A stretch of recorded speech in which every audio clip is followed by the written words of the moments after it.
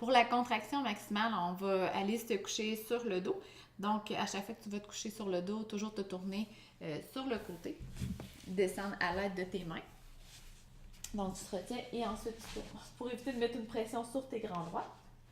Ici, la contraction maximale, juste avant, tu vas lever les fessiers et tirer ton bassin pour t'assurer que ton ventre pousse pas vers le ciel et que tes côtes sont pas élevées comme ça. Donc, on lève le bassin, on allonge le tronc et on redescend. Donc, tu vas expirer et pendant que tu vas faire ton expiration, tu vas commencer ta contraction du plancher pelvien et tu vas aller atteindre le maximum que tu peux.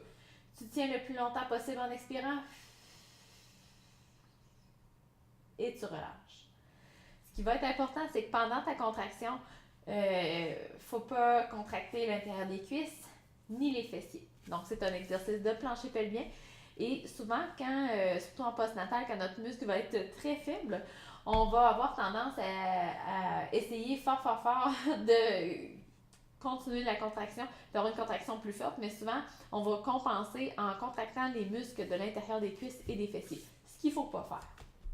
Donc, c'est pas grave si la contraction n'est pas forte, surtout dans les débuts, c'est très normal.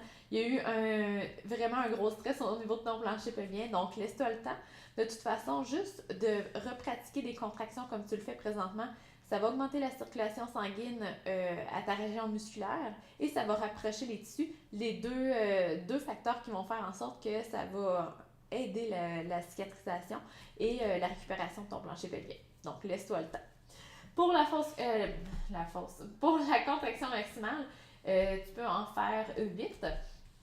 Et ce qui va être vraiment important, c'est de toujours la faire lors de ton expiration. Donc, tu contractes, t'inspires.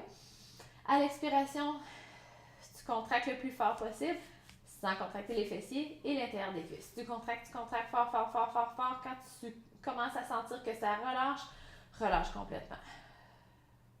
Ça va être vraiment important de toujours bien relâcher complètement ton plancher pelvien avant de refaire une autre contraction pour qu'il y ait une amplitude complète au niveau de la contraction de ton plancher.